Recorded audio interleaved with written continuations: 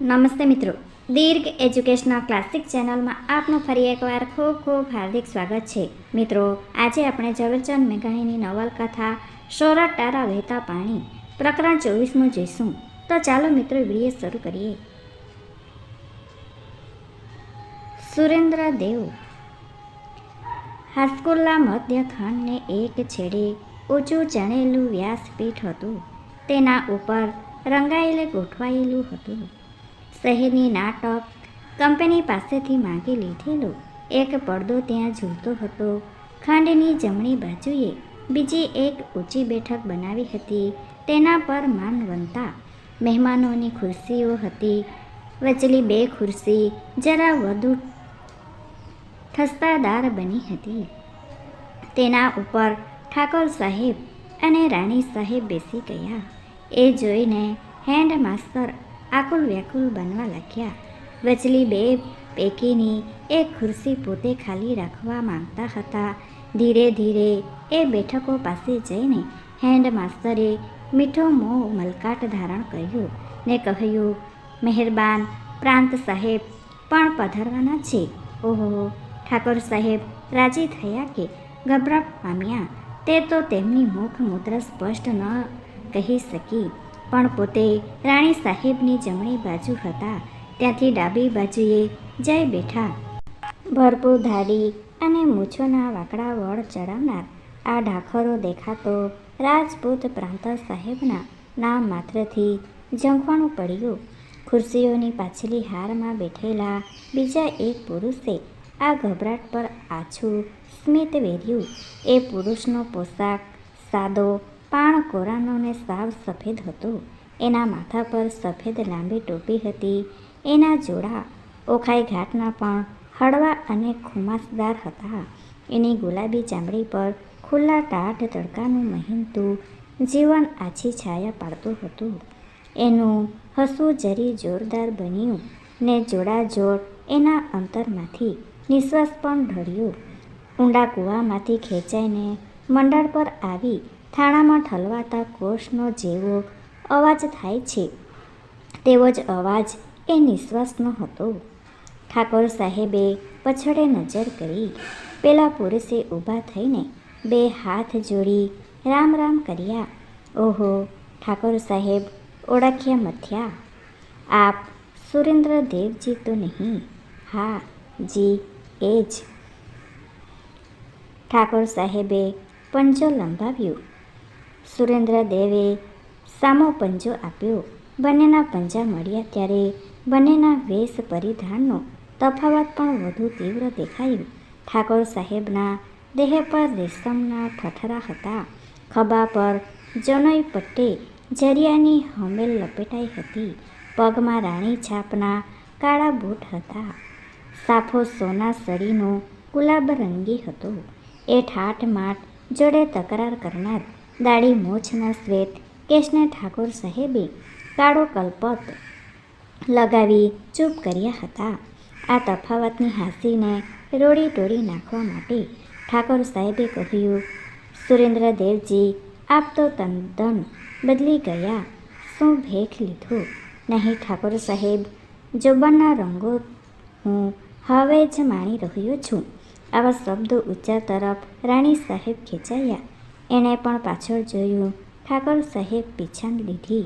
રાણી સાહેબ, આ કડી બેડીની દરબાર સાહેબ સુરેન્દ્રદેવજી, હું એમને ઓળખું છું. સુરેન્દ્રદેવ ઠાકોર સાહેબને ચમકાવ્યા. ઓળખો છો? ક્યાંથી? એમના પિતા બેખાડગઢમાં પોલીસ હવાલદાર હતા.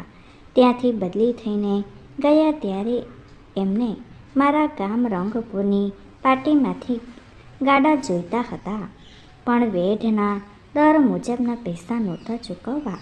વરસાદ પણ અનાધાર પડતો હતો એટલે આપણા ઉતારામાં જ સહુને 3 દિવસ સુધી રોકાવું પડેલું.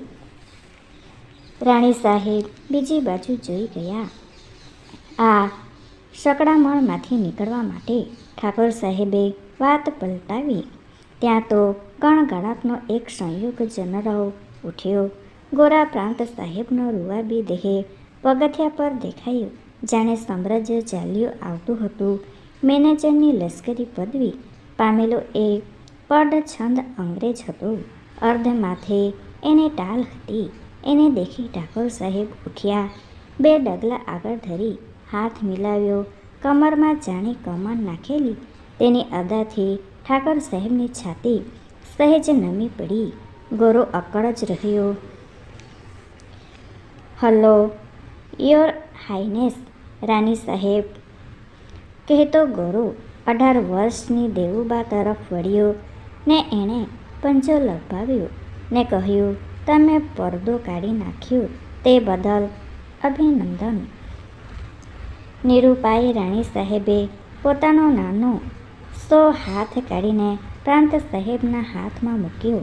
ગોરાએ રાણી સાહેબની જમણી બાજુએ આસન લીધું. ઠાકોર સાહેબ અને પ્રાંત સાહેબ વચ્ચેનો તફાવત ત્યાં પોતાની ભાત પાડી રહ્યો. બેઉ કદાવર છતાં એક હરી ઝરિયાની ઢીલી વીલી કોથળીને બીજો શાસન સત્તાનો સીધો સુદળ સુવર્ણ સ્તંભ. ગોરાની આંખ પછવાડે ત્રાસી થઈ. તેણે સુરેન્દ્રદેવને દીઠા. ગોરાના ચહેરા પર કરચલીઓના 2 અળસિયા આલેખાઈ ગયા. રંગાલય ઉઘડ્યું. ગુજરાતના મહાકવિએ રચેલું રાજેન્દ્ર દેવ નામે ગીત બોલવા લાગ્યું. ઠાકોર સાહેબના હાથ આપોઆપ જોડાઈ ગયા. આખી પ્રાર્થના ચાલુ રહી ત્યાં સુધી ટેઠી ગરદને પછવાડે ઝૂકેલા એ ગોરા અફસરને અને સુરેન્દ્રદેવનો કશોક વાર્તાલાપ થતો રહ્યો. ગોરાના મુખ પર ઉગ્રતાના ગૂંચડા વળતા હતા. એના ધીરા વાર્તાલાપમાંથી કેક્ટસ કેક્ટસ એવા શબ્દો ધમણો ધમાતી ભઠ્ઠીમાંથી તીખારા છૂટે તેમ છૂટતા હતા. કેક્ટસ એ હાથ્યા થોરનું અંગ્રેજી નામ છે. સોરઠમાં તે વખતે દુષ્કાળ ચાલતો હતો.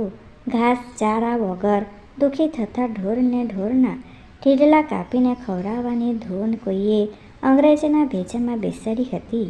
સુરેન્દ્રદેવજીને સાહેબ દમ દાટી દઈ રહેલ હતા કે તમારે ઘાસ હો યા ન હો, મને તેની પરવા નથી. તમારે કેક્ટસ ઢોરને ખવડાવવા ન હોય તો કાંઈ નહીં, પણ તમારે પત્રક તો રોજે રોજના ભરી મોકલવા જ પડશે. હું એવું જૂઠું નહીં કરી શકું. સ્ટુપિડ વગેરે પ્રયોગો સાહેબના વાર્તાલાપમાં વિરામચિહ્નો જેવા હતા. સુરેન્દ્રદેવ એને ચમક નહોતા આપતા. એના ચહેરા પર પણ લાચાર મગરુહીના ગુલાબી અંગારા ધબતા હતા. હાથિયા થોરની વાત પરથી સાહેબ સુરેન્દ્રદેવજીના એક બીજા અપરાધ પર ઉતરી પડ્યા. તમારો છોકરો ક્યાં ભણે છે? મારા ગામની જ નિશાળમાં. રાજકુમારોની સ્કૂલમાં કેમ નથી મોકલતા? ત્યાં જે શિક્ષણ આપવામાં આવે છે તેને માટે મારો છોકરો હજુ ઉંમરલાયક નથી, કહીને સુરેન્દ્રદેવે મોં પર રમૂજ ધારણ કરી.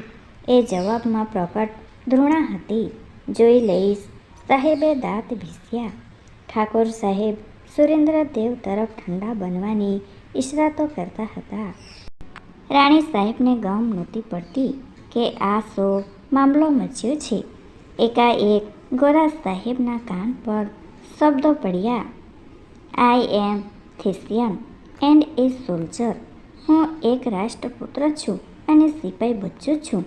સાહેબની ટેઢી ગરદન સીધી બની. વિસ્મયની અને ગભરાટની એક પલ વીતી ગઈ. સાહેબે જોયું કે આ તો રંગાયેલ પૂરના બોલ છે. તાબેદાર દેશના છોકરા આ તો વેશ ભજવી રહ્યા છે. આ સૃષ્ટિ સાચી નથી. રંગાલય પર શાહ સિકંદર અને ડાકુ સરદારની વચ્ચેનો પ્રસંગ ચાલતો હતો. સિકંદર સિંહાસન પર બેઠો છે. 8 છોકરાઓ એના સાયાની ઝૂલતી કિનાર પકડી છે. તખ્તની સન્મુખે જંજીરે પકડાયેલે એક ચિત્રેહાલ જુવાન ઊભો છે. એનો એક કદમ આગળ છે. તેની છાતી આગળ ઘસવા છલાંગ મારી રહી હોય તેવી ભાસે છે. ને તું જે પેલો ડાકુ કે? એવા સિકંદરના સવાલોનો એ છોકરો રૂઆબીથી જવાબ વાળે છે કે હું રાષ્ટ્રપુત્ર છું ને સિપાઈ બચ્ચો છું. પાઠ બજાવનારાઓએ સભાજનોને એક તાણ બનાવી નાખ્યા. ત્યાં બેઠેલા સર્વ કલેજાની મગરૂડી જાણે કે મૂર્તિમાન રંગભૂમિ પર ખડી થઈ ગઈ હતી. સર્વ કોઈના સીના તળે સૂતેલા શબ્દો જાણે કે ઉચ્ચારાયા હતા. આઈ એમ એ થેસિયન એન્ડ એ સોલ્જર. ગોરો અક્ષર મલકાઈ રહ્યો. એણે અંગ્રેજી શબ્દોની સચોટતા દેખી. એણે અંગ્રેજી જબાનની સંજીવની નિહાળી. આ મૂળદાલ કાળા બાળકોને પણ અમારી જબાન કેવી ખુમારી પીવડાવી રહી છે એ વાણીના છંટકાવે આ સભો બેઠા થાય છે. વાહ જબાન, વાહ સાહિત્ય! પણ એનો આનંદ જડો થંભી ગયો. એને આ તમાશો ન ગમ્યો. આ ડાકુ પાત્રના હુંકારમાં એણે ભવિષ્યના ભણકાર સંભળાવ્યા.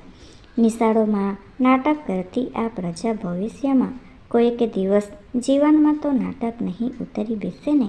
આપણી જ ખુમારી આપણા સામે નહીં પ્રયોજે ને? એ વિચારે ગોરો ચડી ગયો. ડાકુની તુમાખી એને ન ગમી. એ જો શિલ્પ લશ્કરી અમલદાર હોત તો એને નવો વિચાર ન સૂઝત, પણ એ પાછો રાજદ્વારી અધિકારી હતો. એનો વિચાર આગળ ચાલ્યો. ભવિષ્યમાં ભમવા લાગ્યો. એને ત્યાંથી ચાલ્યા જવાનું મન થયું. સંવાદ અટકાવવાની ઈચ્છા થઈ. પોતાની પૂર્વે અહીં આવી ગયેલા પોલિટિકલ ઓફિસરોએ જ પડાવેલી આ આદતો હતી. આવા તમાશા વડે પ્રાંતના હાકેમોનું સ્વાગત કરનારા ગામની નિશાળોના હેડ માસ્તરો આવી કરામત ક્યાં જઈ શીખી આવ્યા છે? કોણે એમણે ચડાવ્યા છે? બીજા કોણે? અસલ કાળમાં નોકરી કરી ગયેલ પોલિટિકલ એજન્ટોએ એમણે જ આ ફેંક કરાવ્યો છે. આ ઘાંગલ જવું જોઈએ. ગોરો અર્ધ વચ્ચેથી ઉઠીને જવા જ માંગતો હતો. ત્યાં કોઈએ આવીને એના હાથમાં ચિઠ્ઠી આપી. વાંચીને ગોરાને મુખ મુદ્રા બદલી એમ કરતાં પોતાની જાણે જ બદલાઈ ગઈ. કહેવું વધુ ઉચિત થશે. એના મોં પર પ્રસન્નતા રમવા માંડી. એણે વારંવાર પાછળ ફરીને દરબાર સુરેન્દ્રદેવ જોડે પણ મીઠા શબ્દની આપ લે કરી. ઠાકોર સાહેબ પ્રત્યે પણ લટ્ટુ બનવા લાગ્યો. સૂર્યનું ગ્રહણ છૂટે ને જગત જેવું ઝાકળઝોળ બની જાય તેવું તેજમય એનું મોં બની ગયું. આ પરિવર્તનનું મર્મ ન ઠાકોર સાહેબ પારખી શક્યા કે ન સુરેન્દ્રદેવજીને સમજાયો. રાણી સાહેબ તો જાણે વાતમાંથી નીકળી ગયા ગતા એની મીટ રંગાલય પર જઈ જડાઈ ગઈ હતી. ડાકુ પાઠ કરનાર છોકરાના દેહમાં તેમજ શબ્દોમાં જે ઠંડી વિભૂતિ ધગધગતી હતી તેનું એ રજપૂત સુંદરીને ઘેલું લાગ્યું હતું. માફ કરજો ઠાકોર સાહેબ, કહેતા સાહેબ ઉઠ્યા. મારે તાકીદનું કામ આવી પડ્યું છે એટલે હું આપના તેમજ રાણી સાહેબના સુખદ સમાગમને છોડી જાઉં છું. ઠાકોર સાહેબે ઉઠીને તેમને વિદાય આપી. ફરી મળીશું ત્યારે આનંદ થશે, કહેતા કહેતા સાહેબે સુરેન્દ્રદેવ તરફ એક સ્મિત વેર્યું. જરૂર.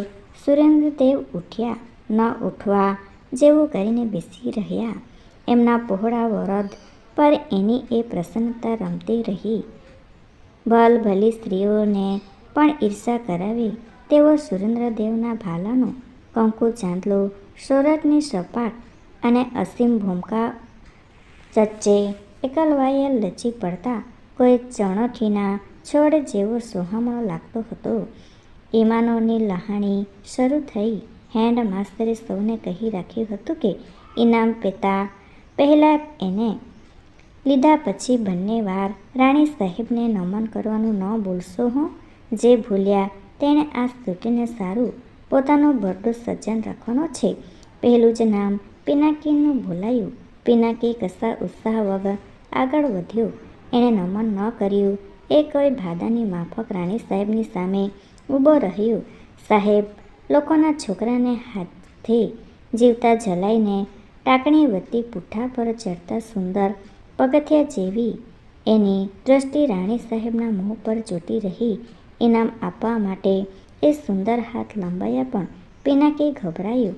ઇનામ લેવા જતાં કદાચ પોતે એ હાથને પકડી બેસશે એવી એને ધાસ્તી લાગી. ઇનામ લીધા વિના જ એ પાછું વળી ગયું. સભાનો રંગ વણસ્યો. હેન્ડ માસ્તરના હાથમાં સૂટી ગમી રહી. બીજા ઇનામો વેચાઈ ગયા પછી બહુ આગ્રહને વશ થઈ સુરેન્દ્રદેવ થોડું પ્રવચન કરવા ઉઠ્યા. તેમણે કહ્યું, અહીં એક શહેનશાહ અને એક ડાકુ સરદારનો પ્રવેશ ભજવાયો છે. વિદ્યાર્થીઓ, એ એક જ પાઠ તમારે ન વિસરવા જેવો છે. શહેનશાહનો તો સદા એવી છે. વીર નરોને ડાકુ બનાવનાર તો જુલમો જ છે. અમે રાજાઓ, નાના મોટા સહુ જ રાજાઓ, એ શહેનશાહ સિકંદરની જ નાની મોટી આવૃત્તિઓ છીએ. માટે તમે પણ તમારો અવસર જ્યારે આવે ત્યારે એમને એ જ જવાબ આપજો કે અમે હરામખોર નથી. અમે અમારા રાષ્ટ્રના પુત્રો છીએ ને સાચા સિપાઈઓ છીએ. છોકરાઓએ આવા સભારણ પર તાળીઓના ગણગણાટ કર્યું. હેન્ડ માસ્તર રાતાપીળા બન્યા. ઠાકોર સાહેબે કશું બોલવાની ના કહી. મેળાવડો ભારેખમ હેરીએ વિસર્જન થયું. હેન્ડ માસ્તરે ગાડી પાસે જઈને રાણી સાહેબ તરફ બેઅદબી થયા બદલની ક્ષમા માગી કહ્યું. છોકરો ગભરાઈ ગયો હતો. કોણ છે એ? રાણીએ પ્રશ્ન કર્યો. પોતે એક ક્ષણ પોતાના વિખૂટા પડેલા વરને શોધતી કબૂતરી જેવી મનોવસ્થામાં પડી હતી. એક પોલીસ અફસરનો ભાણેજ છે. આમ તો ઘણો શાણો વિદ્યાર્થી છે. વધુ કશો પ્રશ્ન ન કરતા રાણીએ ગાડી ચલાવવાનો આદેશ આપ્યો. શાળાના સાંકડા દરવાજામાંથી પાણીના રેલા પેઠે નીકળી જનારા ઘોડાઓ ગાડીને ક્યાં લઈ જાય છે તેનું ભાન રાણીએ ગુમાવ્યું હતું. ઠાકોર સાહેબ શી વાત કરી રહ્યા હતા તેની તેને ગમ નહોતી. હેન્ડ માસ્તરના પગલા લાદીના પથ્થરોને કચકતા અંદરના ખંડમાં ઘસ્યા. ત્યાં જઈ ન કાંઈ પૂછ્યું ન ગાછ્યું. પિનાકીના શરીર પર એણે સપાટા જ ખેંચવા માંડ્યા. Thanks for watching. Please subscribe my channel. Thank you.